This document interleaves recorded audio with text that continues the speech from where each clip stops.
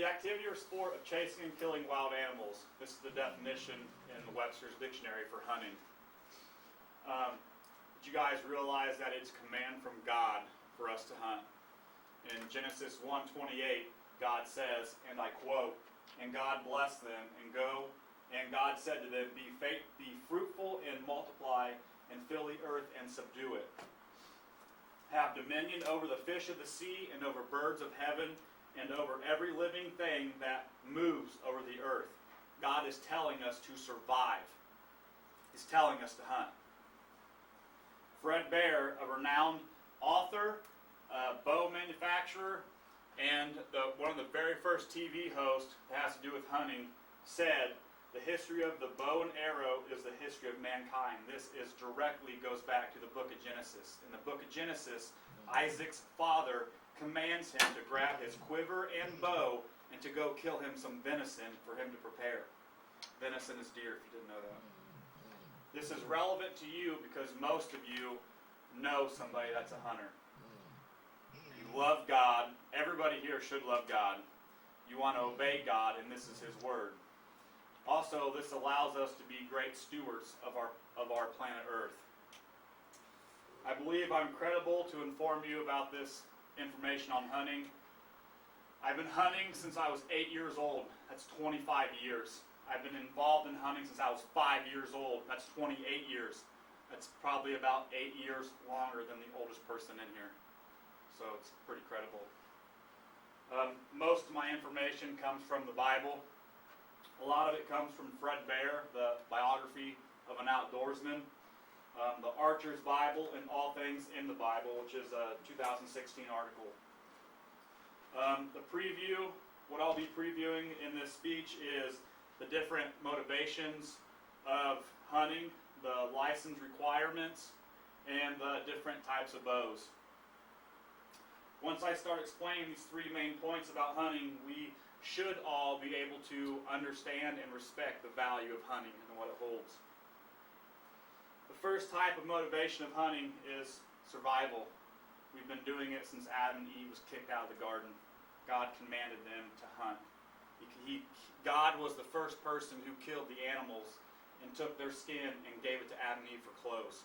Survival is for three things: sacrifice, which we do not do anymore, food, and clothes. The next one is trophy hunting. Trophy hunting today is seen more as a sport and business, and it is a very good business. Trophy hunting has one purpose: to kill the biggest animal, the biggest rack, the biggest coyote, the biggest fan of a turkey, and hang it on your wall and show it off. That's the number one reason for trophy hunting. The next is poaching. Poaching is illegal. It always has been illegal since the very first license was issued. Number one reason for poaching is kind of like trophy hunting. They want that big show-off rack. They want to show the biggest antlers, the biggest fan. There's no other means for poaching. Poaching has extreme negatives on our effect of our communities. Number one, the DNR are not allowed to get accurate quotes of the deer herds, the turkey flocks, any geese flocks, because people are not turning in what they are killing. So that really hesitates our number for the future hunters, because all that goes by what we turn in as the hunters. Now that I've discussed these three topics of the motives, let me move on to licensing. Three main issues for licensing. Number one, the government wants to know who you are. They want to know everything about you. They want to know where you live, what community you're hunting in, what county, what state, what you're hunting with. They want to know everything about you. This is another way for them to find out. It creates jobs. There are laws that need to be enforced, and for having laws that need to be enforced, you have to have people to do it. It's creating jobs, which is the DNR, our conservation officers. Then they take the information we put in that we submit to them after we kill an animal. We have to tag it, bag it, take it into them to show it to them. This is what I killed. They take that information, calculate everything. Okay, this county, Kosciuszko County, killed 70,000 deer this year, so next year they're allowed to kill per person 8 deer. In the last 2 years, we went from 9 deer per person per county to 3. Poaching is a big issue, very big issue in America. license. The license cost is ridiculous. It costs an average hunter in Indiana over $100 to go hunting every year. That's just the license. That's not counting the equipment, not counting the gear, the clothes, the calls, nothing. Just the license. The U.S. alone in 2015 brought in over $800 million in sales of license. It's a great business to be in for our government. Very great. So far I've been giving you the knowledge of the right motives to have for hunting and the requirements for the license to hunt. I'm going to move on to my last point. In the last 10 years, this has increased by 70%, and it's been mostly by women, and that's bow hunting. There are 3 types of bows. This is a recurve bow. This has been around for 11,000 years. The oldest bow to date is 9,000 BC. It ain't going nowhere. Every bow is made from this right here. This is the hardest bow to master. There is nothing on it. There are no sights. There are no cams, like a compound bow. A recurve bow is made out of 1 block of solid wood, and that is it, and a string that goes from here to here. I thought if I brought that in, I'd be breaking the rules, so I took it off. Next is the compound bow. The compound bow is very similar to this, except it has cams on tops and bottoms. Those cams look like little wheels. They allow you to adjust the poundage for a person to shoot from youth to old. You need 34 pounds to kill a deer for that arrow to penetrate its skin. So you are required not to bow hunt without being able to pull back 34 pounds. Next is the crossbow. The crossbow. The crossbow is about this size, shaped just like this, but turned sideways, and it has a receiver of a gun, hence the crossbow. It is half bow, half gun. It has a rifle scope on it. It has a rifled scope on it.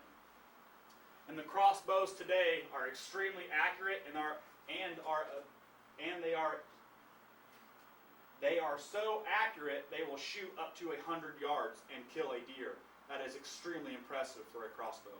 Extremely. My vivid conclusion is that God commanded us to hunt so we may become better stewards of the land and preserve the animals and His earth. In my eyes, hunting is a survival tool. It allows me to appreciate nature, and it allows me to appreciate the wonder that God created. Now I'm going to end with a quote from Fred Bear. When a hunter is in a tree stand with high morale values and with the proper hunting ethics and richer for the experience, that hunter is 20 feet closer to God. Okay. John Henderson and Oliver Owen, authors of the 10 Greatest Choke Stories in the History of Sports, explains the prime example of someone who chokes under pressure. Scott Norwood was a field goal kicker for the Buffalo Bills. The story goes that Norwood's Buffalo Bills went to the 1991 Super Bowl with a 7-point favor over the New York Giants. With 8 seconds left, they were trailing 19-20. Norwood had the chance to win it all, but his kick drifted past the right upper right, and within a year he was out of the game. Physically, this was probably a difficult shot to take, but that was not the reason that Norwood missed. He missed because he felt as though there was a vast amount of pressure from his teammates and coaches. Norwood felt as though the fact of the matter is that mankind is not created nor psychologically built to naturally deal with pressure well. Understanding what pressure is and learning how to manage it is relevant to everyone because everyone feels stress in their life. However, many do not know how to manage it or why we react the way we do. Managing stress will be able to help you even right now in your life. People struggle with academics in college, and student athletes struggle with balancing athletics and academics, and people have relationship issues that cause stress. It will also help with future careers and family life. I've experienced this type of pressure for many years because of athletics. Since the age of 5, I've been playing on team sports, and I played varsity tennis in college, and I now play here in high school, and I play here at Grace. I also got information from a few other sources. Simon Hartley wrote athletic focus in sports psychology from a psychologist standpoint. Brad Stolberg wrote on how to manage stress from a runner's standpoint. And I got medical help from a source that writes about fight or flight. And I got PhD help from a man named Alan Fox, who studied psychology, and he was also a professional tennis player. I'm going to talk about the definition of pressure, fight or flight responses people have, why we are not created to manage constant stress, and medications and counseling and ways to help reduce stress in our lives. First will be an explanation of what pressure is and a glimpse of what it looks like in real life situations. One definition of pressure that I used is not from the Webster's Dictionary. It's from a psychological and mental standpoint. It came from Simon Hartley, who's an accredited sports psychologist who also had the help of other researchers. He explains how pressure, which leads to stress, is basically all made up in our head. He said that people create pressure for themselves.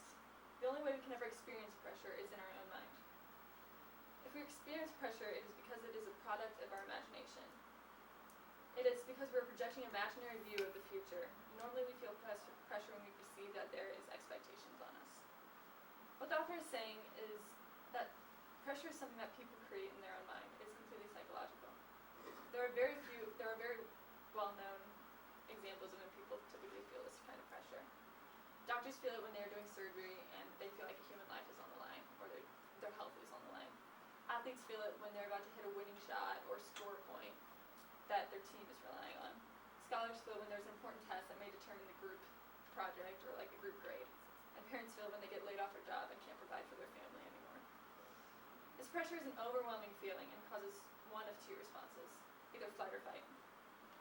The fight or flight response is typically heard of when regarding fear and being afraid of something, but people typically take one of these two responses when it comes to stress as well. People either push through their emotions or they will succumb to it and crack underneath. Athletics is one of the most places it is predominantly shown, which is why I used the example of Norwood and the Buffalo Bills. He was not able to push through and score the winning shot because he was so stressed out and felt so much pressure from his team. The fact of the matter is that mankind is not created nor psychologically built to naturally deal with pressure well, which is why most people decide to take the flight option instead of fight against it. Alan Fox, former professional tennis player who also has a PhD in psychology, explains the main struggle of a pressurizing situation. He blames emotions. He says that emotions are extremely powerful, and like water and oil, logic and emotion don't mix. This explains how we're not capable of managing constant stress and pressure. Our emotions would just not let us allow us to. Instead of using logic and organizing and prioritizing and coming up with a solid plan of action to fight against stress, most people react on emotion and do one of three things. These reactions are what Sigmund Freud calls defense mechanisms. Fox says that they consist of people trying to protect themselves from the fear of failure. They consist of three things. 1, either making excuses, 2, becoming blindly angry, or 3, deciding that further efforts to win are just completely hopeless. These are obviously not the most logical or productive answers to fighting against pressure, but they are like the natural responses most people have. Understanding how to manage stress and how to train the mind to fight against natural responses is the only way not to crack under pressure. A writer for the Counseling and Mental Health Center stated that some people, knowing that these butterflies in their stomach or the muscle tension in the back of their neck is part of the natural body's response to stress, can help them feel empowered to make change. But this is something that most people do not feel naturally. Most people are scared of stress. Very few people excel in stress or pressure situations, which is why we have to train our mind not to. Although pressure is very similar in feeling no matter what the circumstance, it often requires different steps to manage it in different situations. For example, academic stress is more about time prioritization and often organizing the workload of what we need to get done first. On the contrary, athletic pressure you must train the brain to look at every shot or move as simply a shot or move. You can't think about the outcome of a match or a game. Most pressure situations are similar because it is necessary to train the brain not to think about the expectations that they think the team or parents or coworkers have on them. They need to look at it as a process. They need to breathe, take it step by step, and not consider the uncontrollable outcome that most people can't control. Managing stress is mostly a psychological task, but there are also some medical options that can help reduce the symptoms of stress. One simple treatment that involves no drugs at all is simply a lifestyle change. Brad Stolberg, a writer of Managing Stress who writes for a running magazine, explains that if you're experiencing a period of high stress, you need to just eat well and sleep well. And if you can't do that, you need to cut back on whatever is causing the stress. Having a healthy lifestyle generally increases productivity and self-esteem, which enables people to feel less stress. There are only about 2 actual drugs that can help reduce stress, and it's not really stress that it's getting rid of, but the symptoms of stress. Prozac and Paxil are anxiety and antidepressant medicines, and they reduce low self-esteem because when you feel stressed, you have low self-esteem, which is why you need antidepressant medicines. Another non-medicated way to help reduce stress is counseling. Ruth Chuling Chow, who has both an athletic and a medical background, explains that it is beneficial for counselors to invite students to talk about their social environment rather than assume they have a highly supportive life. She believes that if you surround yourself with people who are supportive, like a counselor, and gets a good group of friends, that it will automatically reduce a lot of stress you have in your life. In conclusion, pressure is one of the toughest issues that everyday people face and must experience. It is emotionally draining and causes doubt and fear of failure in one's mind. The positive thing is that there is always a way to get over it. You just need to look at the psychological process and realize that you just need to take something step by step and not worry about the outcome. Although there are various medicines that can help reduce stress, it is recommended that you just try to work it through on your own. Overall, pressure is possible to overcome, but it will take a lot of focusing on the present, and time prioritization, and the ability to reduce negative thinking.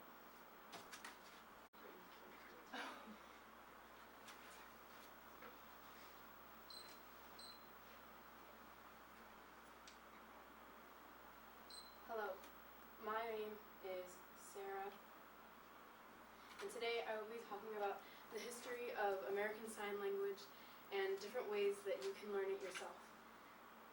In Leviticus 19:14 it says, "Do not curse the deaf or put a stumbling block in front of the blind, but fear your God, I am the Lord." Some of you may have been exposed to the deaf community through the media or even through people that you know.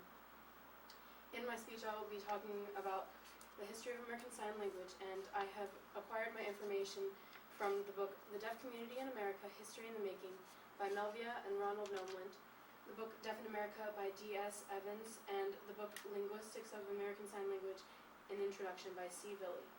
Before discussing methods of learning American Sign Language, I will outline briefly the history of it and deafness itself.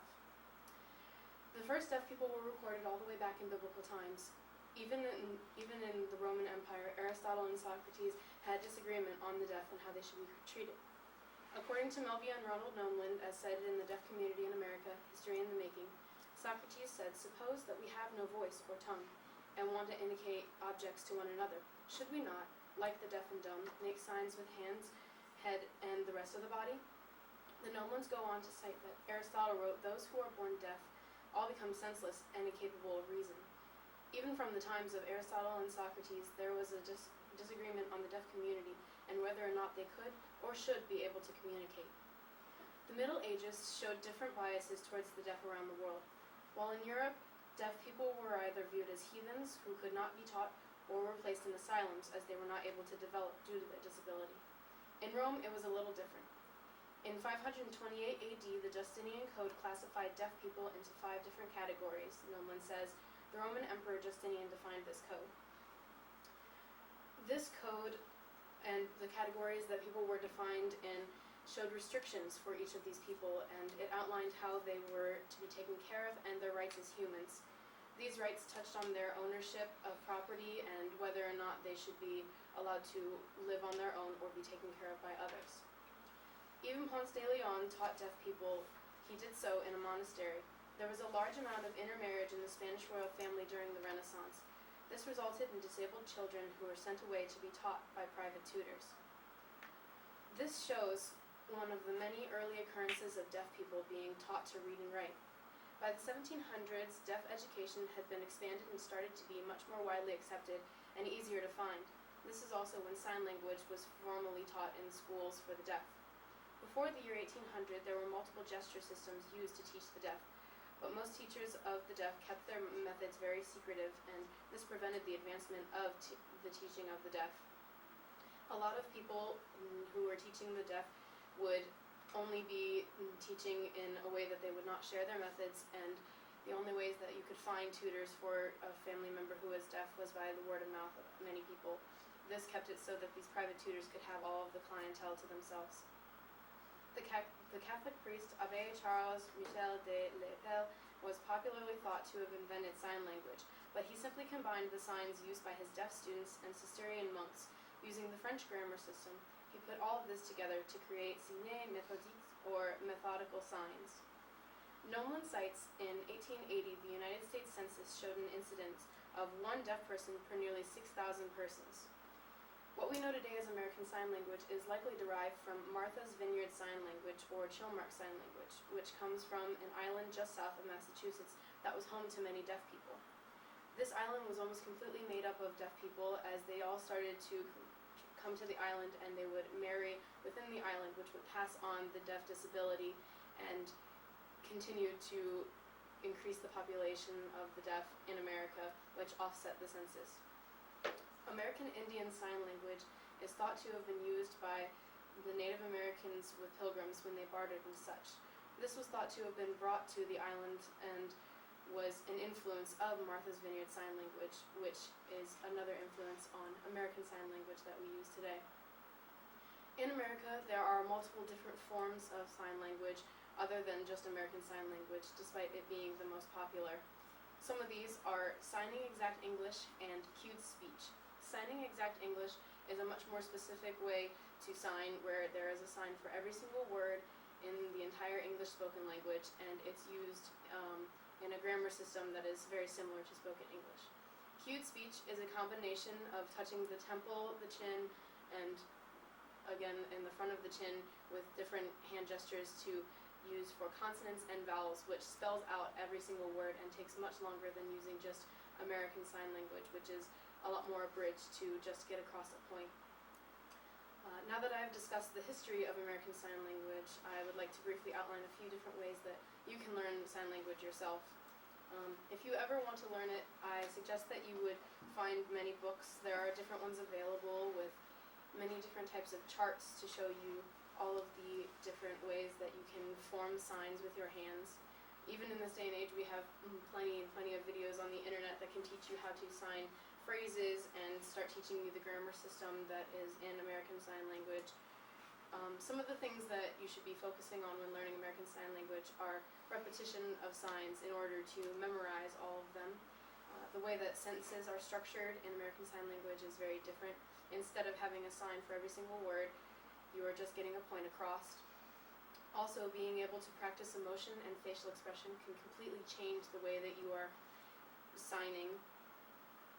I would also like to shortly discuss the importance of learning American Sign Language. In the book, Deaf in America, D.S. Evans cites that an estimated 28.8 million people comprise the American deaf community. This shows that there is a large population in America of people who we can't communicate with as hearing people, and I think that we should strive to communicate with them by learning American Sign Language. Also, in the medical field, there are many occurrences where you have deaf patients who can't communicate with the staff of a hospital in cases of emergency situations. American Sign Language needs to be more widely taught in order for people to properly communicate with the deaf community. American Sign Language is a language just like any other, and more schools should offer it readily for people who are hearing to be able to learn, just like they do with French or Spanish. Now that I've discussed the history of American Sign Language and ways that you can learn it for yourself, I would like to recap these points, just in case you forgot. There is recorded evidence of deaf people as far back as biblical times. Throughout history, all across the world, deaf people have faced different levels of oppression. American Sign Language being acknowledged as the most common way for deaf people to communicate, without question, is one of the most important steps for the deaf community. You never know in your everyday life, whether in the workplace or at school, you may one day meet a deaf person and be able to communicate with them and help them in any way. A common saying, but not many think about it when you hear about the positive effects of watching television. That's right, I said the positive effects. Over the years, we've been taught over and over again of the negative effects of watching television. Who in here has heard of at least one lecture of the negative effects of watching television? Raise your hands. Yeah, that's what I thought. And who in here, for the most part, may or may not ignore these lectures and probably watches Netflix every once in a while? Yeah. What if I told you, though, that watching television does have positive effects? In studying the positive effects of watching television, I have learned many things from researchers such as Yusuf Epen and others from the Psychiatry and Behavioral Science Department at the University of the United Arab Emirates. Researchers Bentley, Turner, and Hago from the Academic Primary Care Center in the UK, and researchers Sims, Langley, and others from the Department of Health, also in the UK. From these studies, I am going to show you the diamonds in the rough. The three main diamonds are the existence of negative effects of television, the educational pieces of watching television, and experiencing ways comedy in television can be relieving. While most of what I'm going to be talking about today is the positive effects of watching television, I do want to touch back on the negative effects that we've been hearing over the years. I do not want to lose sight in all the negative effects that we have been taught over the years, because watching television for prolonged periods of time can leave drastic results behind. Researchers, including Yusuf and Epen in the Department of Psychiatry and Behavioral Science, say that children with externalizing and withdrawn attention problems may be a result of watching television for 2 hours or more every day. It's not only a mental problem, but it can also be a social problem. It can draw people away from their family, and it can draw people away from reality. We all know that even though they may be called reality shows, they don't exactly convey the message of reality in our world very well. Those lacking in self-control can stay up late. I'm included in this subject. While it may be hard to imagine a diamond exists in this area, there is evidence that shows that watching television does have positive effects. Looking at the educational effects, remember the shows that we used to watch as children? Those are educational too. Researchers Bentley, Turner, and Hago found that it's becoming increasingly popular to incorporate television in learning. The researchers from the Academic Primary Care Center found that some mothers felt it is an important tool in education, and necessary and an unavoidable part of life. My mother's daycare at my house, she uses the technology to enhance the children's attention. It gets the children to sing along, and we all remember the Wheels on the Bus song, right? It sticks in our minds. We remember it, even though it was years ago. News broadcasting is the adult version of children educational shows. Examples of these is cooking segments, latest fashion trends. It draws attention to local news, such as weather, sports, and town events. It also draws attention to events around the world, such as the one that's happening today, the election. Informative commercials, such as promoting awareness of smoking dangers, is also a positive effect of watching television.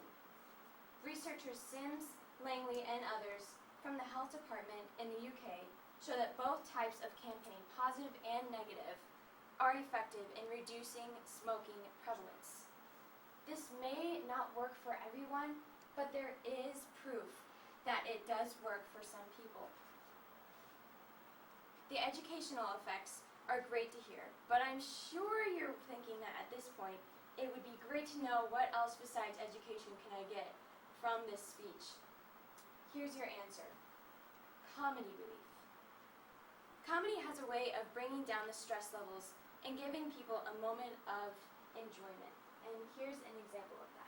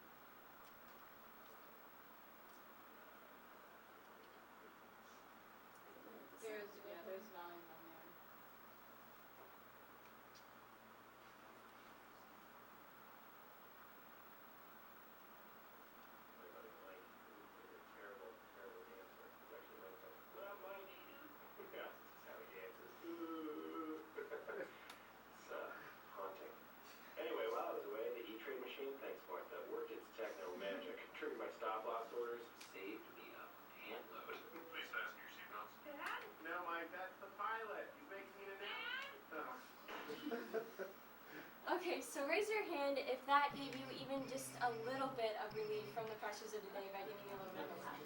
Yeah. And myself is included in that. This is a huge example of how watching television you can gain something from this. And it doesn't take up too much time in doing it either. This commercial was 30 seconds long. Comedy relief in college is a must, especially for those who are planning to go back to their dorms tonight and do a little bit of studying. Television can bring many different attributes to any person watching. And while there are many negative effects in television, there are many positive effects that come out of it as well.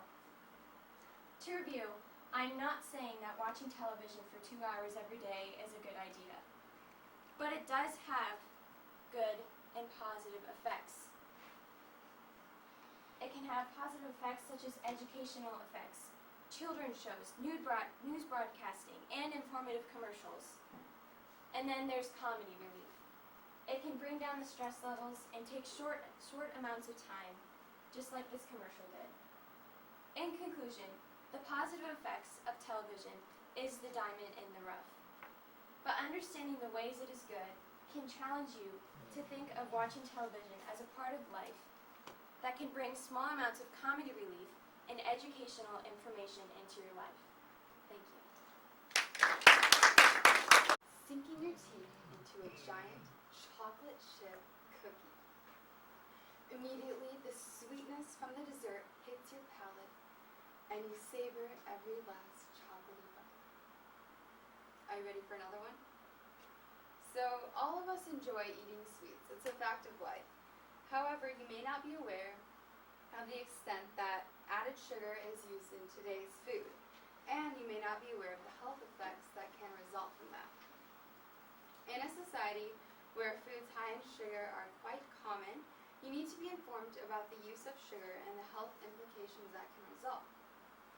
And as college students, many of you probably might say, why should I care? College students eat sugar all the time, and it doesn't cause me a problem. However, it can in your future. I've had a personal interest in health-related subjects for the past 3 years, and I've done research on related subjects in other classes I've taken. My information comes from the article, Can Food Be Addictive? Public Health and Policy Implications. The article, If Sugar is Addictive, What Does It Mean for the Law? And the article, Opposing Effects of Dietary Sugar and Saturated Fat in Cardiovascular Risk Factors and Glucose Metabolism in Mitochondrially Impaired Mice. So today I'll be discussing the history of the use of sugar in foods, the use of added sugar in today's foods, and how that can have effects on the human body. So once you understand the history of the use of sugar in foods, you will better understand how this differs from today's processed foods. So sugar amounts in foods used to be relatively small. If you went to the grocery store, say 100 years ago, you wouldn't have found a lot of processed foods on the shelves. And according to Ashley Gerhardt and her team of researchers in their article, If Sugar is Addicting, What Does It Mean for the Law? They report that historically foods with higher caloric values, like those containing sugar, were relatively rare. Processed foods also were not as readily available.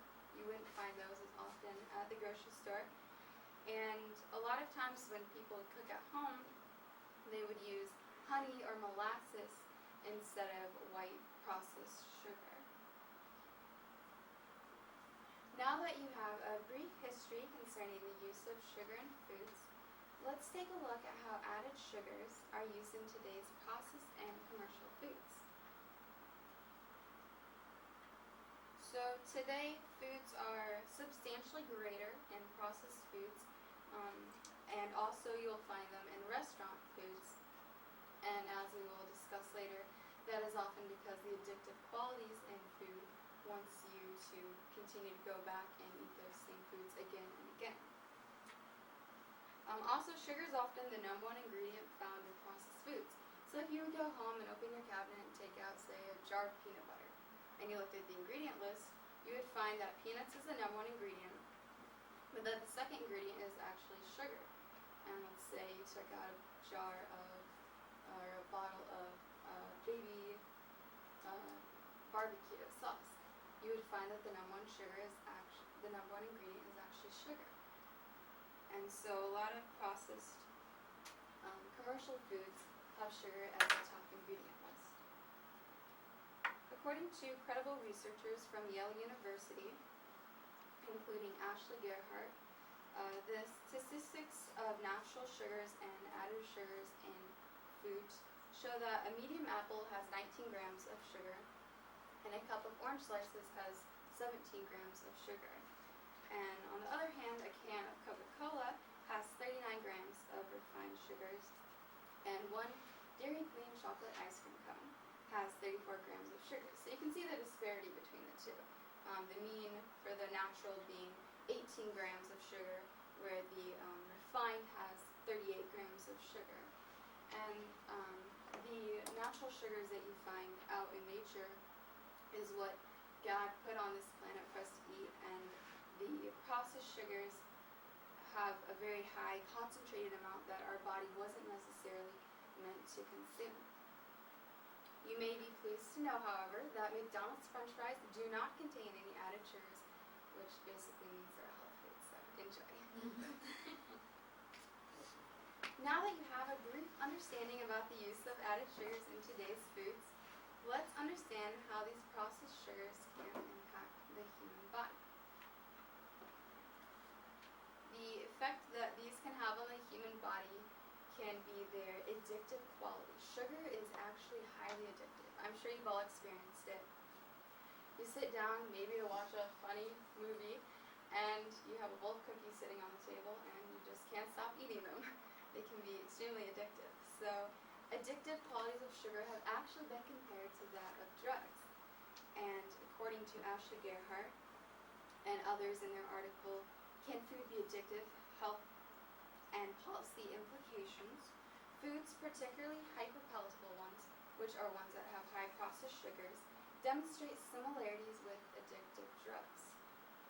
And so a study on rats showed that if you had a bowl of drugs and a bowl of sugar, the rats were actually more likely to go for the sugar and be more addicted to that than drugs, which shows that they are very highly addictive to the human body. They can also lead to diseases for the human body, such as diabetes and other health effects. According to Durin Kulau and a group of researchers from Germany and Harvard Medical School, both the dietary fat and dietary sucrose are major components of Western diets and may differentially affect the risk for body mass gain, diabetes, and other cardiovascular disease. So in conclusion, today we've talked about a brief history of the use of foods, how processed sugars did not used to be as relevant as they are today, how we see them in today's foods, such as in processed foods you find at the grocery store and in restaurant foods, and also the effects that this sugar can have on the body, such as diabetes and other health defects. Sweets remain delicious, and I will always eat them, as I'm sure you all will also. And frankly, they provide calories that we need to live. However, it is important for you to know the effects that they can have on your body. Even though you're college students and it may not affect you right now, it can affect you in the future. Thank you. 92 respondents in a 2014 survey by a prominent survey provider, YouGov, 68% of respondents said that it was not okay for women to drink alcohol while pregnant. The other 32% are wrong. I have experienced the devastating effects that prenatal alcohol exposure can have on the family, the friends, and especially the person diagnosed with this disorder. These children and adults living with fetal alcohol syndrome disorder are misunderstood by society. Many are misdiagnosed or declared as insane. Why is this relevant? Why do we care? Well, especially here at Grace College, we have all been told the dangers of alcohol to our personal health. However, you may not know the effects of alcohol the alcohol has a drastic effect system in especially women during the course of a pregnancy, and these effects carry dire consequences for future offspring. As I believe that God has called many of us to be future parents, it is important that we be aware of the consequences and the consequences of drinking as related to fetal alcohol syndrome. In addition, a knowledge of the effects and symptoms of this disorder can help us to be better equipped when dealing with people who may have this disorder. My credibility, my younger sister is 12. She's been diagnosed with fetal alcohol syndrome, and my additional research comes from the book Alcoholism Sourcebook, edited by Joyce Renfleck Shannon, an article written by scholars Jennifer Benz, Carmen Rasmussen, and Gail Andrew, an article on treatment written for the Journal of Developmental Neuroscience, an article written by Kathleen Stratton and others in 1996 on the diagnosis, prevention, and treatment of FASD, a scholarly article about further research of the disorder written by Betty Williams and Vicki Howard and found on the school database, and statistics from surveys taken by YouGov found on statista.com. Over the course of the speech, I want to address 4 main points. First, I want to talk about the history of the diagnostic process and the prevalence of this disorder in society. Secondly, I want to talk about the long-term effects of FASD on patients and the society. And thirdly, I want to talk about treatment options. Lastly, prevention. Once you understand the history of FASD and the diagnostic process, you will be able to understand the severe issue as such. A huge problem, not just in our society, but in communities around the world. Jennifer Benz, one of several writers for the Pediatrics and Child Health Journal, stated that the effects of alcohol use during pregnancy was first observed and noted in 1973. Since then, the actual definition of fetal alcohol syndrome disorder has changed and been refined many times, and even today, many children are misdiagnosed and seem to be victims of other disorders, oftentimes put on the autism spectrum or diagnosed as bipolar. The 4-digit diagnostic code was introduced in 1997 and helped to more accurately diagnose FAS by looking at 4 aspects of the disorder most commonly manifested in those patients. The first aspect is growth deficiency. Now this can manifest itself in different ways, either in a stunted growth or even accelerated growth, as in the case of my sister who hit puberty at about age 9. The facial phenotype is another aspect, or the facial features. Betty Williams and Vicki Howard wrote in 1994, these characteristics include narrow eye width, short eye slits, epicanthy folds, which are the folds of your eye, your eyelid, right in between your eyelid and the bridge of your nose. The nearsightedness or crossed eyes. Other features may include a narrow receding forehead, low set, non-parallel ears, and reduced growth of the lower jaw. The third aspect is brain damage or dysfunction. As in the case of my sister, she's unable to control her impulses. She knows the difference between right and wrong, but whatever she wants is typically what she will do. So even at 12 years old, she has a lot of temper tantrums if she doesn't get her way, and the discipline of a normal parent is not effective. Then the fourth aspect is, of course, prenatal alcohol exposure. Anyone with FAS was exposed to alcohol in the womb. Worldwide, FASD affects about 2 births out of every 1,000. Among chronically alcoholic women, this number is much higher. Children of alcoholic mothers have a 44% chance of having FAS. 17% of children born to alcoholic mothers will not survive the first week. 32% of surviving children have abnormal facial features, and 55% have borderline to moderate mental retardation. Now that you have an understanding of the diagnostic process and prevalence of FASD, you'll be able to understand the effects that such a devastating disorder has on the patient and society in which they live. Patients may never be able to live independently. It can be difficult or impossible to find employment, and oftentimes their acting out will end up in arrests being made and they will end up going through the criminal justice system and end up in prison without the help that they need. Society is unaware, is not understanding, and will label these people as vagrants and criminals when in reality they are suffering through this disorder and need therapy or medication. Now that you understand the effects of FASD, you will no doubt be curious about the available treatments of those with this disorder.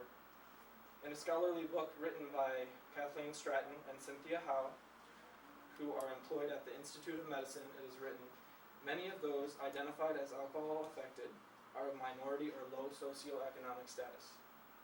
For these reasons, family often lack the resources necessary to access appropriate services. It is also well known that most medical or other professionals are not comfortable dealing with substance abuse or with addicts.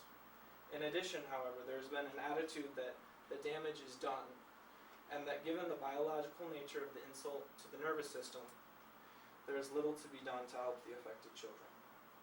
My sister has been placed on antipsychotic drugs.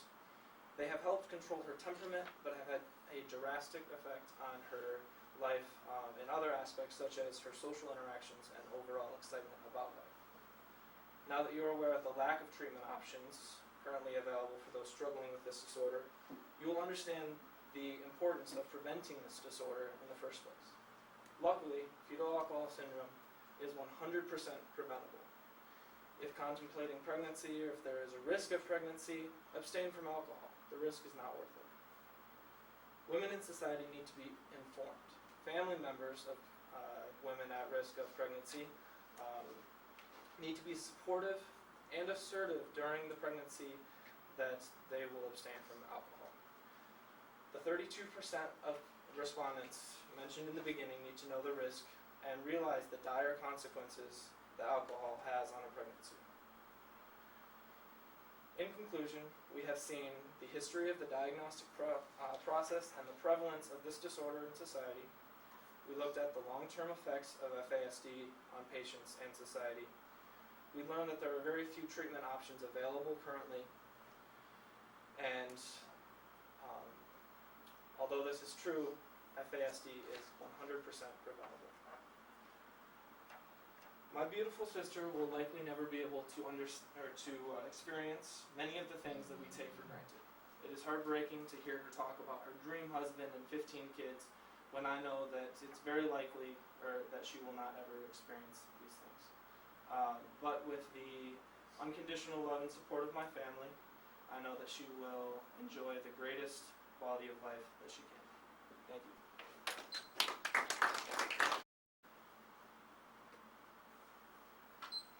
Rachel is a girl with her on fire for God. She's the kind of girl who will bring Jesus into the conversation all the time, just because she's so in love with him. She is an accountability partner and a mentor to many friends. She serves at her local church, and she's a counselor at a Christian summer camp. She's a faithful friend and a spiritual example to me.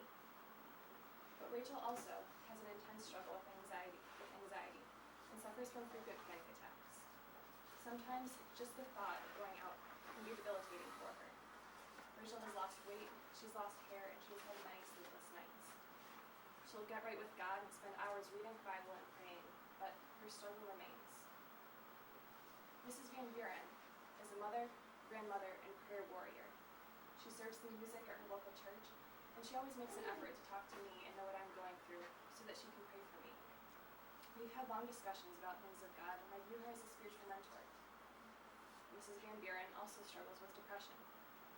There have been periods of time in her life when she couldn't even leave her house because the symptoms of her disease left her so completely drained of energy. She continues to pray and sing praises to her Savior, but her disease remains. Psychologist Richard Winters states in his book, When Life Goes Dark, Finding Hope in the Midst of Depression, that 1 in 12 people will experience a severe depressive episode in their lifetime. More than 50% of those people will not receive adequate help. Psychologist Benjamin Root states in his book that in the U.S., 3 to 6 million people will have a panic disorder at some point. With these staggering numbers, I can guarantee that everyone in this room knows at least one person with one of these disorders, whether you know it or not. So, we should educate ourselves to have the correct perspective and so that we can respond correctly. As you heard from my stories a few moments ago, I have personal experience with people dealing with these disorders. I invested a lot of time into understanding depression and anxiety so that I could understand what people I cared about are going through.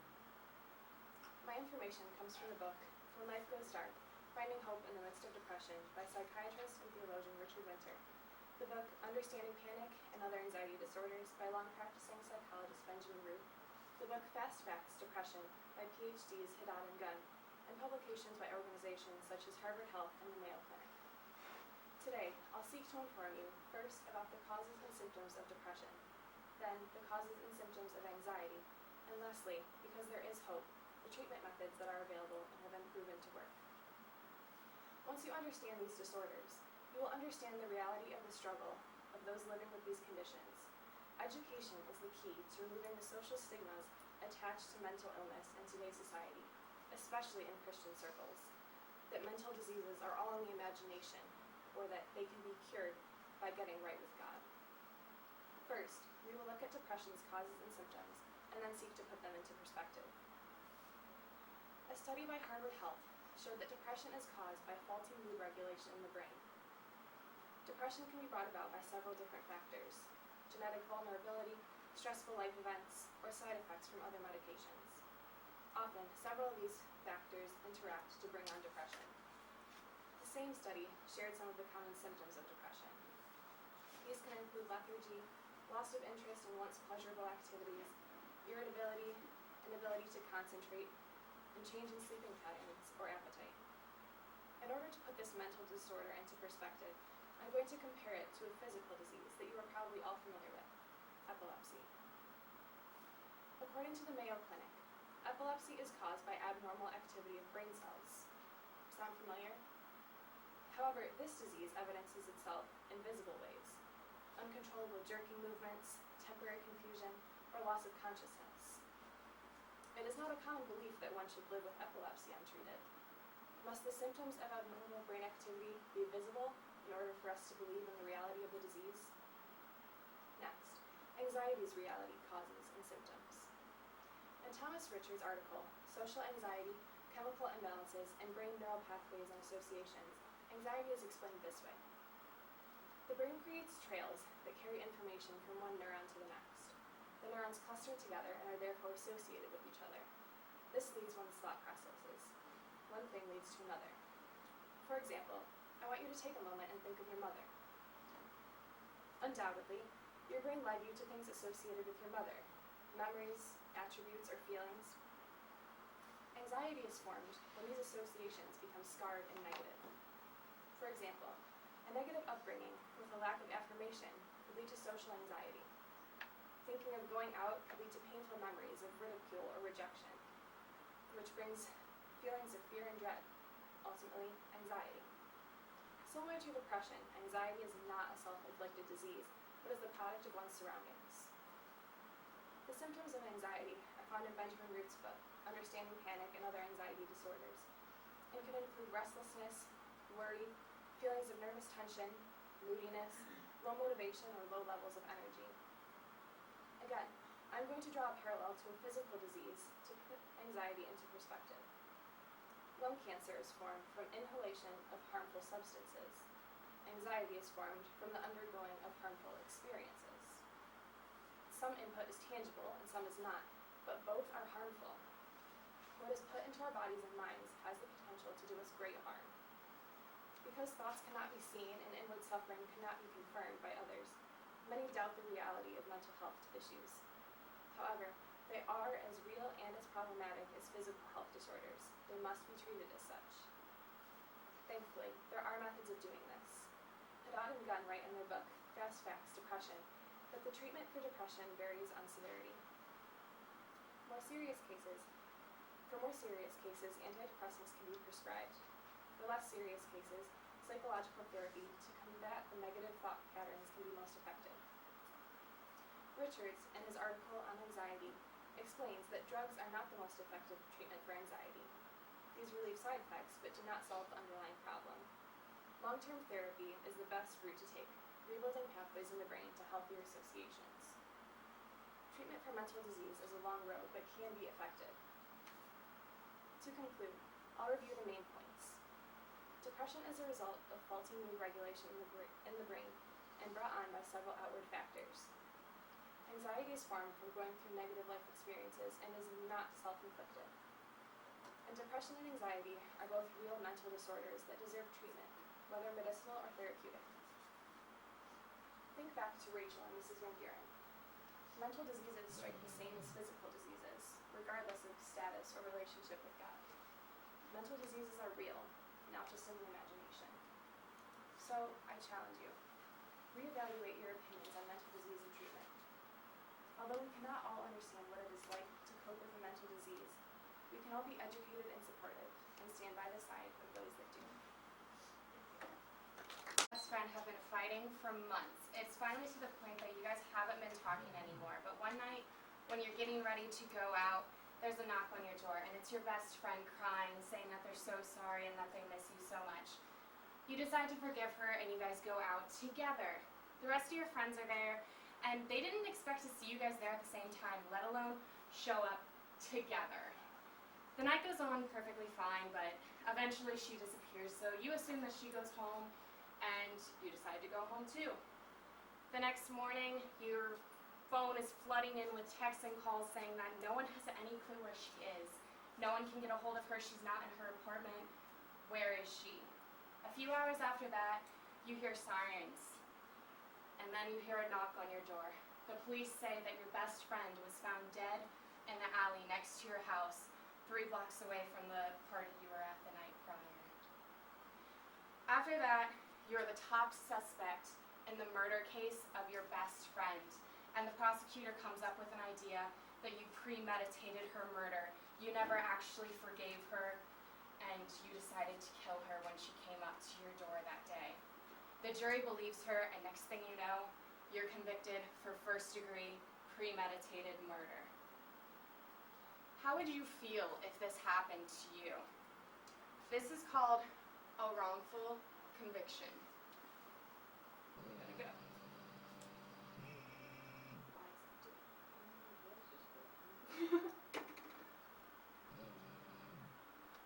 So the definition of a wrongful conviction, or I guess I should put relevancy, shouldn't I? The relevancy of this is that the criminal law affects all of us. It affects our everyday life and everything we do. And then why I think I'm credible to talk about this, you heard this in Lydia's speech about me a few weeks ago. This is the reason why I am in college. I am aspiring to be a defense attorney to help prevent wrongful convictions from happening. So a wrongful conviction is a conviction of a person accused of a crime in which the result of subsequent investigation proves erroneous, or a person who are in fact innocent, who have been wrongfully convicted by a jury or other court of law. And another thing I'll be talking about during this is exonerate. Exonerate is to clear as of an accusation free from guilt, or to clear or absolve from blame of a criminal charge.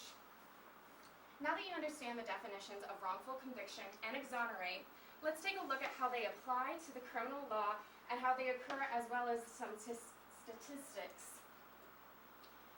So, in the criminal system and in the court system, there are a few steps. First thing that has to happen is the arrest, and after that is the arraignment. The arraignment is where the plea takes place. So you can plead not guilty, you could take a plea bargain and plead guilty for a lesser charge, or you could plead no contest, which is basically not claiming your guilt or innocence. After that is the preliminary hearing, where they ask, is there enough evidence? Did a crime actually happen? Is the defendant likely the person who committed the crime? And did the crime happen within the jurisdiction of the court? And if all of those questions answer yes, then a trial happens, and if the defendant is found guilty, there is a potential of an appeal process, which basically means they're putting them on retrial to try and claim their innocence. So how does a wrongful conviction happen? The University of Michigan School of Law has 6 ways that they think are the top reasons of wrongful convictions. The first one is eyewitness misidentification, and they quote this being the single greatest cause of wrongful convictions. So basically this just means that you see someone with brown hair, brown eyes, you saw someone with brown hair, brown eyes at the the crime, they look slightly similar, so in your head, this person in front of you is the person that committed the crime. Right? Wrong. And then after that is junk science. So junk science is no validation in forensics testing. So this is using DNA testing that has no scientific validation behind it, but they use it in court anyway, and then present that, and all of a sudden your DNA that wasn't at the crime is now at the crime. And then false confessions. What a false confession is incriminating statements, wrongful confessions, guilty plea, or taking a plea bargain even though you are not guilty. Sometimes this happens because maybe your lawyer convinces you or your family or friends convince you that it would be easier just to say you're guilty than to try and argue your innocence. And then government misconduct. This is the one that I think is the most messed up. Basically, the government just wants a conviction. They don't care if it's the right person. They don't care who gets convicted. They just want a conviction. And this typically happens when there's a lot of publicity on the case. And then also we have what's called snitches. So a snitch would be a person who gets paid or receives favors to falsely testify against the defendant. A lot of the times this happens when gangs or cartel is involved. And then also bad lawyering. This can be at the fault of the defendant or the lawyer. The defendant could hire a cheap lawyer or something, a lawyer that doesn't have very good record, or the lawyer could just not prepare properly for the case. And I do want to point out that it's not limited to these at all. Since you now have a general understanding how the criminal justice system works in a criminal case and how wrong convictions can occur, here are some statistics on wrongful convictions and exonerations. The Innocence Project is an organization that uses DNA testing to try and exonerate people that they believe is innocent. So, through the Innocence Project, they have exonerated 347 innocent people. 20 of those people were previously serving on death row. And like I said, they exonerate through DNA testing, and this happens on an average of 14 years after the original case, so after they were originally convicted. And 149 of the real perpetrators were discovered because of the DNA testing. And then C. Ronald Huff is a professor at the University of California, Irvine. He teaches criminology, law and society, and sociology, and he quotes that no systematic data on wrongful convictions are kept in the United States, and it is certainly not possible at this point to accurately estimate the frequency or compare the magnitude of the frequency of this problem across jurisdictions. So basically, this means no systematic data equals no concrete numbers. So we don't know how big the problem is, but we know that it's at least those 349 people convicted in the last 14 years. And he also did some research. He stated that in a time frame of 23 years, from 1973 to 1995, there were reversible errors found in 70% of the cases that he studied. So 70% of those cases had some sort of small mistake or even large mistake that could have affected the outcome of the conviction. And then also 12% of people exonerated were previously on death row due to his research. So I kind of got to thinking, if 12% of people were exonerated that were on death row, how many people could have possibly already died that could be innocent? So according to the Death Penalty Information Center, as of 2016, 1,439 people have been executed. So if 12% of those people, at least 12% of those people were innocent, 172 people have been executed by the American government for no reason. So I want to restate the definition of wrongful conviction. A wrongful conviction is a conviction of a person accused of a crime which in the result of subsequent investigation proves erroneous. And the definition of exonerate, to clear as of an accusation free from guilt or blame. want to talk about the Innocence Project a little more. I want to encourage you guys to go look at this website. This information is constantly changing. They have all the information from the previous cases that they've already studied. So their direct link is innocenceproject.org, and if you would like to donate to them, you can donate at support.innocenceproject.org. And I want you guys to think about that story I told at the beginning again. How would you feel if that happened to you, or your friends, or your mom, or your dad? Would you feel betrayed? Would you feel ashamed? Would you potentially feel guilty eventually? Because that's what happens a lot of the time. People get wrongfully convicted of crimes that they didn't commit, and then they convince themselves that they did do it eventually. In conclusion, wrongful convictions can affect anyone at any given time in their lives. Wrongful convictions can completely destroy a person's future plans and goals unless they eventually receive justice by becoming exonerated and removing their criminal background.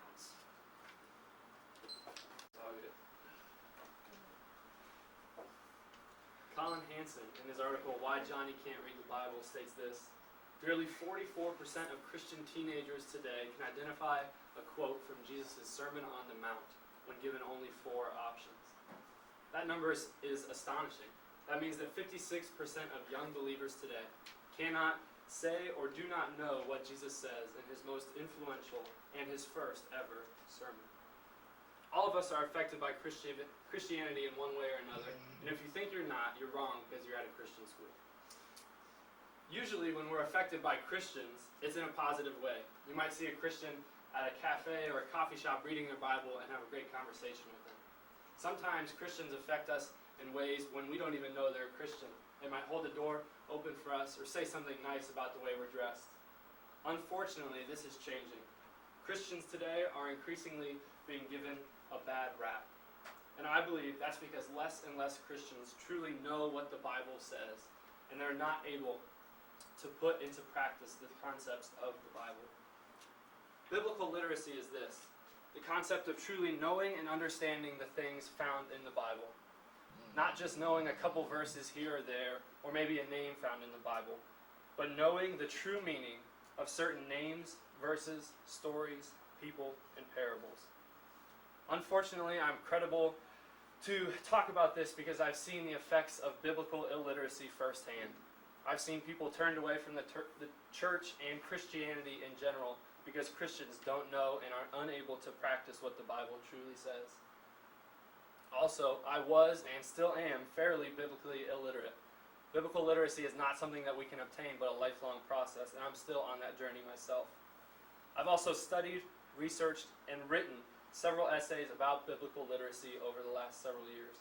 Some of my information comes from these different resources: Colin Hansen's Why Johnny Can't Read the Bible, Dave Kinnaman and Gabe Lyons' book, Good Faith, and of course, the Holy Bible. I'm going to be talking about 3 things that have to do with biblical literacy today. 1, the source of biblical illiteracy, which I think is largely the fault of the modern church. 2, ways that we can combat biblical illiteracy and obtain true biblical knowledge. And 3, ways that we can use our biblical literacy to further the kingdom of Christ. In order to combat biblical illiteracy, we must understand where it originated from: the modern church. The modern church heavily focuses on evangelism, which is a great thing. The church is great at getting people in the doors, and also it's very accepting of people from all religious backgrounds, whether or not they're Christians. But there is drawbacks to being wholly evangelical. Some of those drawbacks are: although new believers are accommodated for, mature believers are sometimes left out. People seeking for a deeper understanding of the Bible are usually left to fend for themselves. And when that happens, those believers that are left to fend for themselves usually fade away, or they feel uncared for. And if they do feel uncared for, that often means that they'll leave the church. Another thing that the church does that does not help biblical literacy at all is topical preaching. Now, topical preaching in today's society is very, very necessary, and I would say, in fact, it's very important. But it also has its drawbacks. Preachers sometimes focus on 1 to 2 or maybe 3 verses in order to prove a point or to fit a specific context for their message. Now, that's great, but it does not provide context for a chapter or a book in general. Topical preaching also clouds believers' vision of the Bible as a whole. Instead of seeing the Bible as one large story of redemption for humanity, people view it as 66 separate books and separate stories. That adds to biblical illiteracy. Though most churches are failing at adding to biblical literacy for the believers, some churches are getting it right. I think of David Platt, who's an author and a pastor of a very large church in Birmingham, Alabama. He's implemented two things in his congregation that add to their biblical literacy. One of those things is elongated Bible study times. Platt is a firm believer that we should study the Bible for long periods of time, and he implements that in his congregation. Several times a year, their congregation gets together and studies the Bible for 6 to 7 hours at a time without taking a break. That adds to a lot of biblical context and biblical knowledge. Another thing that David Platt is doing for his congregation is he started a training center for those interested in ministry as a vocation and for Bible study. Now, although we're far away from Birmingham, Alabama, and we can't be part of David Platt's congregation on a weekly basis, we can personally put into practice what he's doing through his church. We can personally devote ourselves to elongated Bible study times. That would reduce the amount of contextual errors we have in the Bible and would also increase our biblical knowledge. We can also do what David Platt is doing by starting his training center, by seeking out the wisdom and understanding from other believers, and that would have the same effect that it would if we were part of David Platt's training center. Another thing that we can do to add to our biblical literacy is this: taking what Merrick P. Zabriskie, a well-known Christian author, calls the Bible Challenge. The Bible Challenge consists of these three things: reading one New Testament chapter, one Old Testament chapter, and one Psalm every day. Now that creates great biblical discipline because it helps us be in our Bible every single day. It also cuts contextual errors in half because we view the Bible from all three different points of the New Testament, the Old Testament, and the book of Psalms. Not only that, but it also helps believers who take the Bible Challenge get through the entire Bible in 1 year. Now that's great. Now that we know certain ways that we can add to our biblical literacy, we need to understand how we should use biblical literacy for the good of the kingdom of Christ. Unfortunately, the world is labeling us, according to Kinnaman and Lyons in their book Good Faith, as irrelevant and extreme. Because most Christians today do not know how to use the Bible to defend our faith. But once we obtain biblical literacy, there are several things that we'll be able to do. One of those things is we'll be able to share the gospel better. And when we are able to use the Bible to share the gospel better, that will redeem society's view of Christians. Another thing that we'll be able to do when we obtain biblical literacy is this: defend our faith more eloquently. 1 Peter 3:15 and 16 says this: "If someone asks you about your hope as a believer, always be ready to explain it. But do this in a gentle and respectful way." Society is attacking Christians more than ever in America. And so, when we become biblically literate, we'll be able to defend our faith and portray our values and solidify our views in ways that are gentle and respectful, just like Peter and God calls us to do. The last thing that I believe we'll be able to do when we obtain biblical literacy is this: we'll be able to hear and discern God's voice. God speaks through us through His Word in the Bible. And if we don't know and study and truly understand what the Bible says, how will we be able to personally know His plan for us? Think of it this way. If I was locked in a room with a blindfold on, and there was 5 men speaking to me at the same time, if one of those men was my dad, I'd be able to know my dad's voice. And that's because I've grown up around my dad's voice. I know my dad's voice. I've studied my dad's voice. I've surrounded myself by my dad's voice.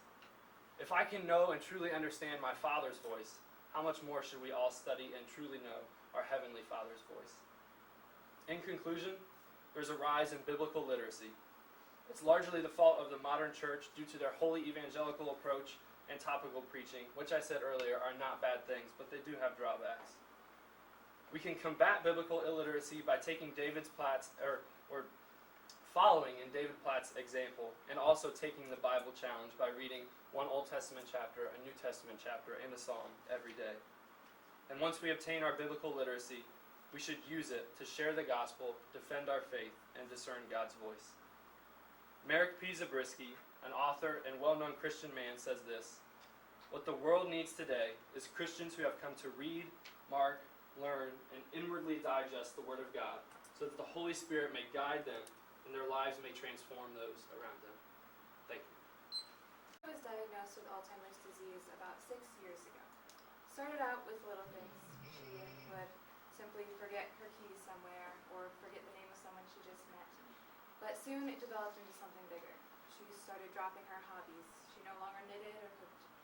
And it turned into eventually the forgetting of her children and her grandchildren. This was all due to the result of Alzheimer's disease. This is a progressive mental deterioration due to the degeneration of the brain. And it is the most common cause of premature senility, which is basically just getting mentally older before you're physically older. Now, this is becoming more and more commonplace. In 2008, 2.6 to 5.1 million Americans 65 or older were diagnosed with Alzheimer's disease. And this number is said to increase by 30% by the time we reach 2050. Now, my credibility comes from my experience with my grandmother. I spent some time myself working with her, with my mom, and I watched and observed my aunts and uncles take care of her for a long time. It also comes from the Blackwell Handbook of Behavioral Neuroscience by Andrew Budson and Neil Cohen, and the Alzheimer's Disease Fact Sheet, which was updated in 2010 by the National Institutes of Health. Also, the book Preventing Alzheimer's Disease by Mary Sano, Hillel Grossman, and Kathleen Van Dyke. And these are all very esteemed professors in Alzheimer's disease. Now today I would like to go over the science and history of Alzheimer's disease and also the symptoms and how caregivers are able to handle these, and also what you can do personally to help prevent this disease from emerging in your own life. Now, due to the complexity of this disease, I would like to first give a brief background on the history and science.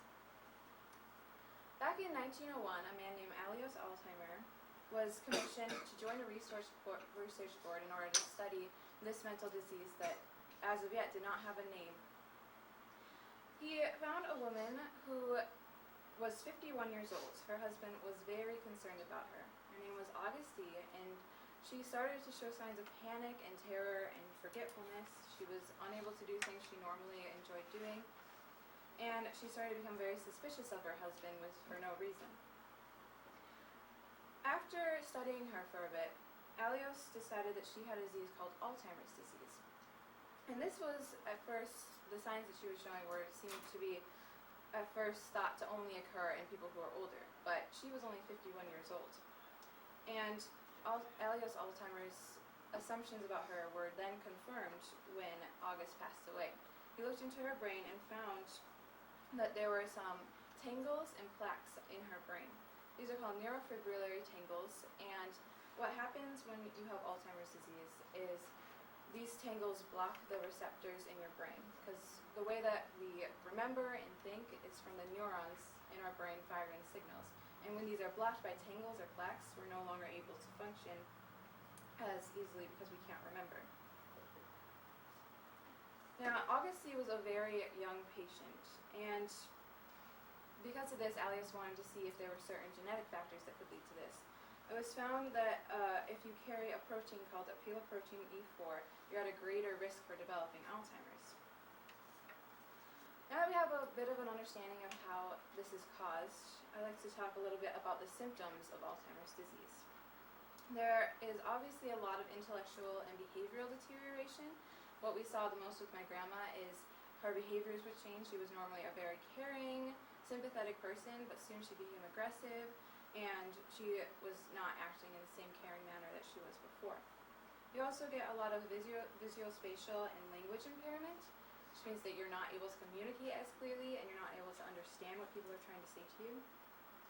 There was also anxiety and psychotic symptoms, which my grandma experienced a lot of psychotic symptoms as well. She would start to hallucinate. She would think that she would see people outside of windows who weren't there. She thought the police were after her, and she would start taking down license plate numbers and saying that we had to get out of the house.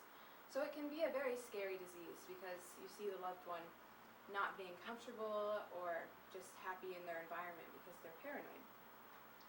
Now, because of these symptoms, patients really do need constant care, which is why it was really good to have family members being around the patients. half of Alzheimer's disease victims live in a community group, and most others are cared for by their family. And some of the things that caregivers have to take into account is that their patients will have to have grooming taken care of, meal times, they'll have behavioral problems that have to be dealt with. And sometimes what can help with that is having somebody from a hospital come in and help every once in a while. For my family, we had a hospice nurse come in once a week, and they helped my grandma shower and get changed, and she took care of one day out of the week so that my family could have a rest. And caregivers need a lot of support as well, which is why it's good to have multiple people caring for an Alzheimer's patient. There are also some treatment options to look into, such as certain medications, because it is a very physical mental disorder. A lot of the medications and treatments are medical.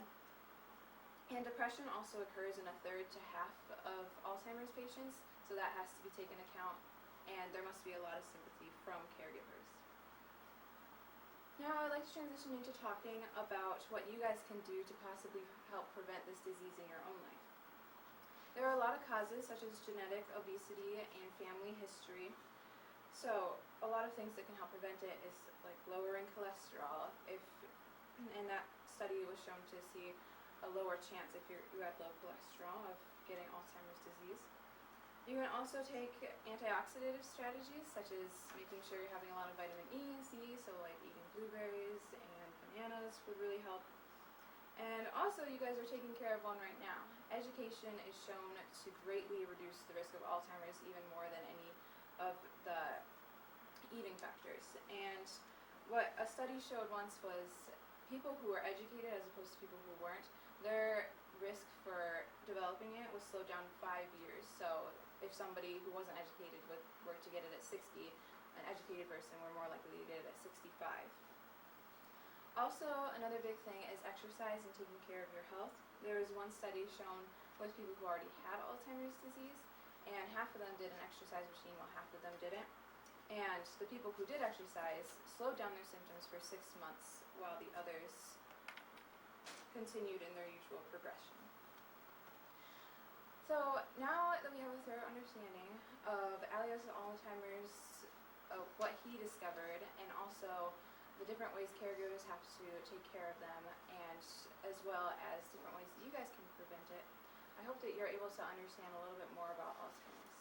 My grandmother actually passed away a couple years ago, and one of the biggest things to remember with Alzheimer's disease is it definitely does not take away the core of who a human being is.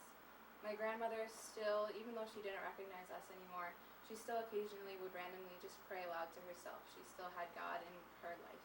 And she still, when we put on her favorite music from when she was younger, she would still hum along to the tune even though she couldn't remember the words.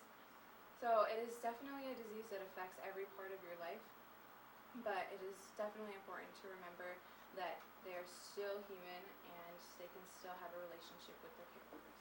Thank you. Today is a monumental day in American history and in the culture of the United States of America. Prior to yesterday, I did not realize the day on which I'd be giving this speech, but it just so happens to be Election Day. And I want to speak to my classmates and my friends about the importance and the process and history of voting in elections in the United States of America. From the election of George Washington, to the tied election of Thomas Jefferson, to the narrow victory of George Bush, to the present day election bitterly fought between Hillary Clinton and Donald Trump, America has a grand history of elections. As a symbol of democracy and as a power for the voice of the people in the modern day earth, it's important that we understand this institution that we call voting and elections in our own country. This is pertinent to us because the consequences and the implications of voting hit each of us very personally. They affect our social, our economic, and every other areas of our lives. And relative to your opinion or relative to your beliefs, it is your right and your obligation by the United States Constitution to vote in our country. As a history major, I've been able to pull on a great wealth of information that I've learned in my political science and history career here at Grace College and in late high school, as well as due to the relationship with politicians. I've also been able to see a side of the election process that we don't always commonly get to see. I've also, through thorough research under the likes of Nehring, Claus, Pavado, Pupp, Goldhammer, Bluestone, and Steger, and from drawing on a wealth of sources that they provided to the political science community, I feel that I'm able to provide you with a well-informed and educated speech on the election voting process.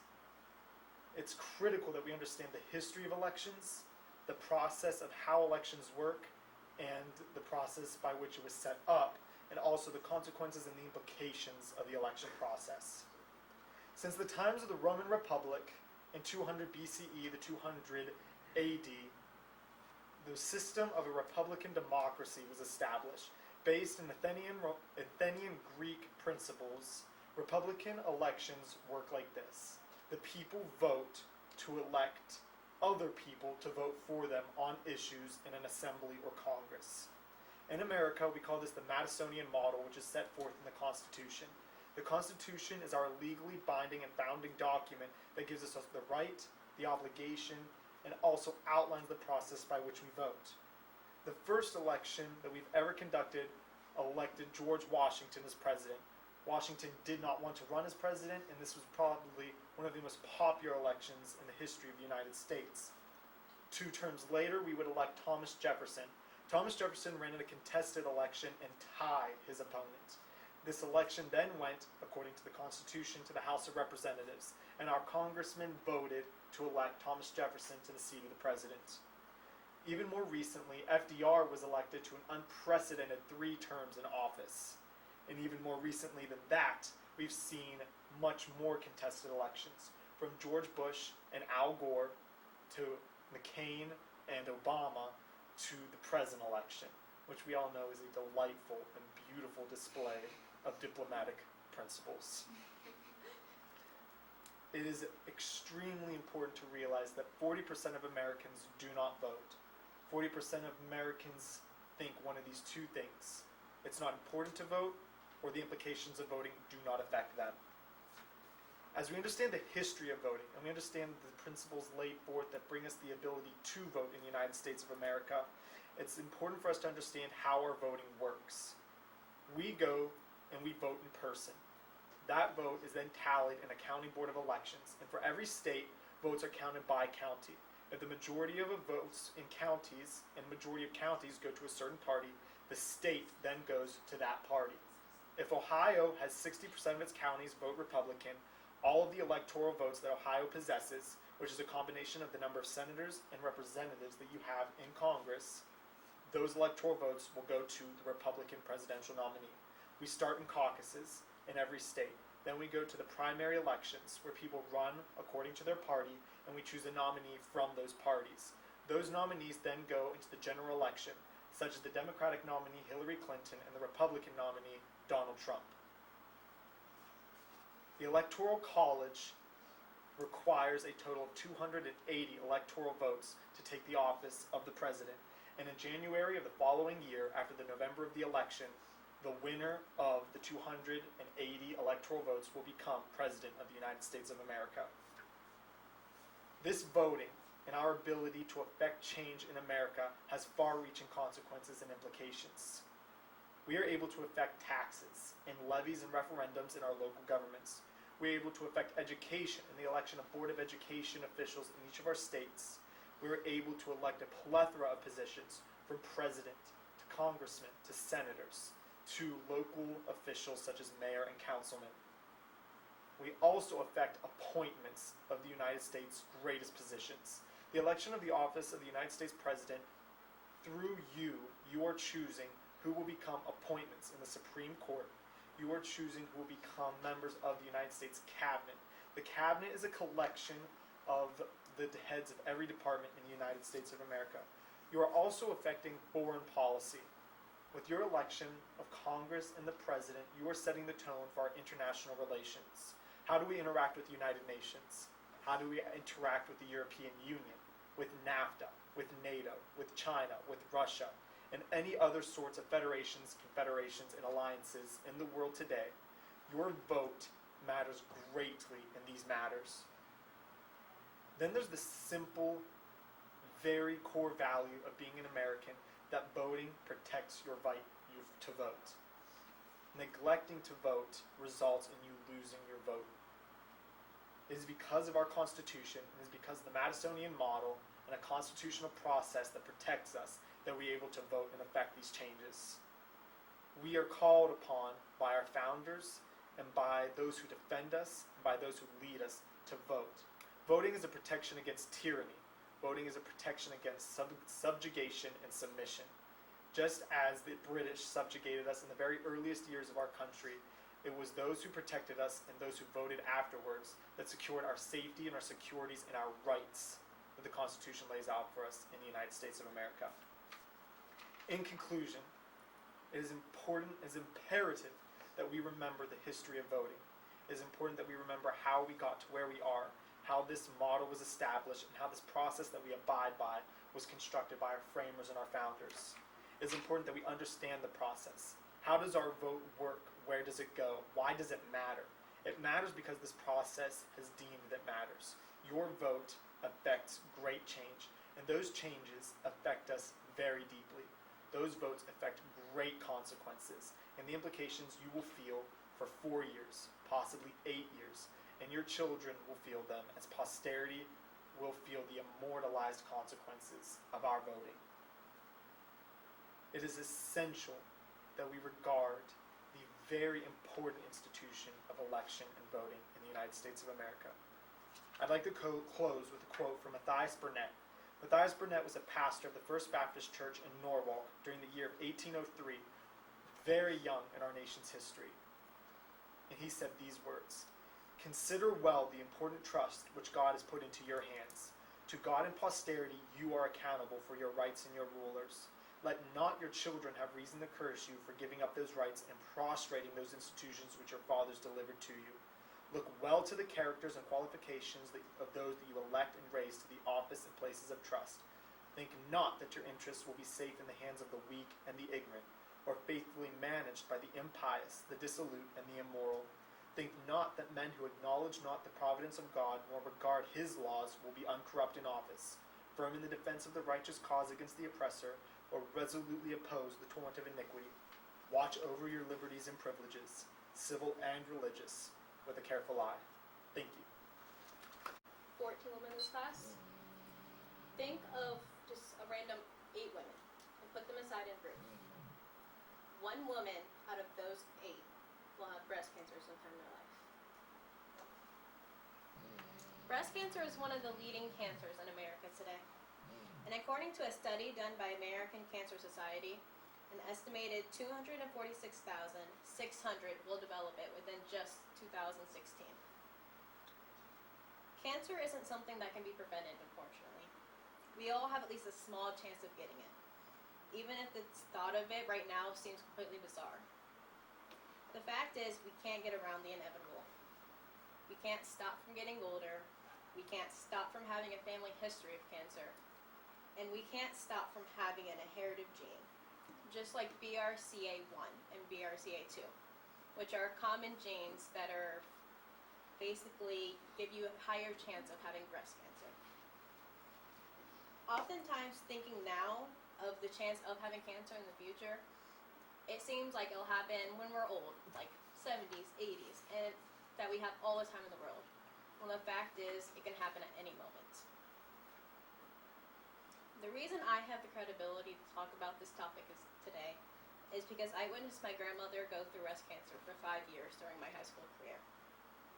And the information that I have today comes from a book called Taking Charge of Breast Cancer by Julia Erickson, and an article called Differences in Male Breast Cancer Stage, Tumor Size at Diagnosis, and Survival Rates Between Metropolitan and Non-Metropolitan Regions by Clint J. Along with various studies and research papers conducted by the American Cancer Society.